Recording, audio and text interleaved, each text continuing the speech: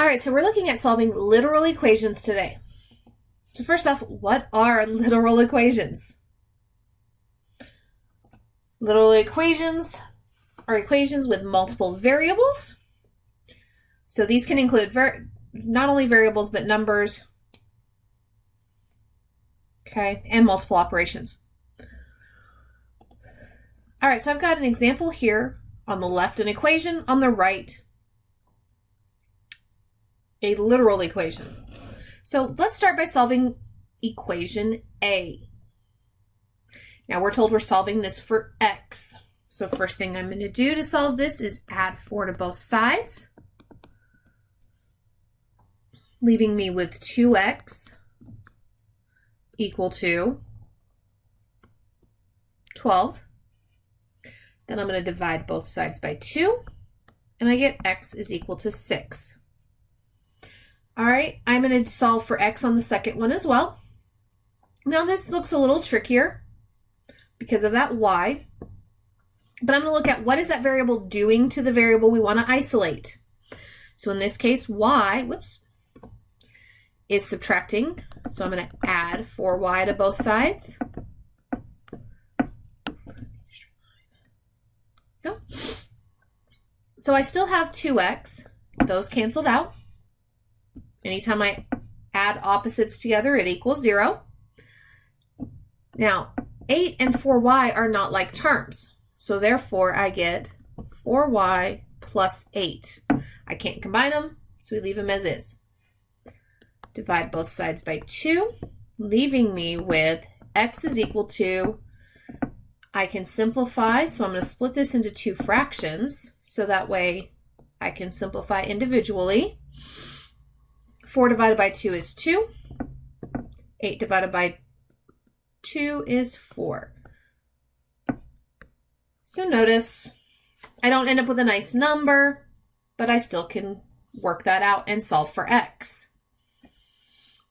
All right, let's look at another equation. And this time we're told we're solving for y. I've got 3 minus y equals 5. So what's the first thing I need to do here? I need to subtract 3 from both sides of my equal sign. Now I still have negative y is equal to, well, what 5 minus 3 is 2.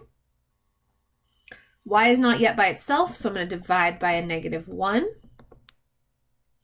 giving me y is equal to negative 2.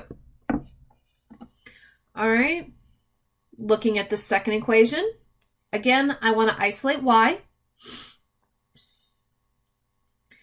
So I'm looking at what is the other variable doing to, in this case it's a positive 3x, so I'm going to subtract 3x. 5 and negative 3x are not like terms, so it just becomes negative 3x plus 5. Now y again is still not by itself, to divide by that negative 1, and I make sure to divide everything. When it comes to multiplying and dividing, everything gets multiplied or divided. So I get y is equal to negative 3 divided by negative 1 is a positive 3x. 5 divided by negative 1 is negative 5.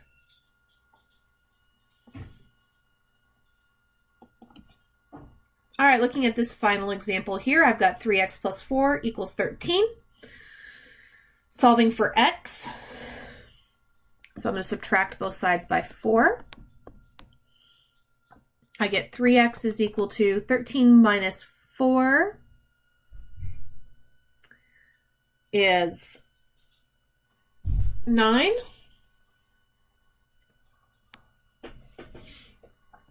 Divide both sides by 3. I get x is equal to 3. Again, I'm going to solve the equation on the right, equation B. Again, we're solving for x.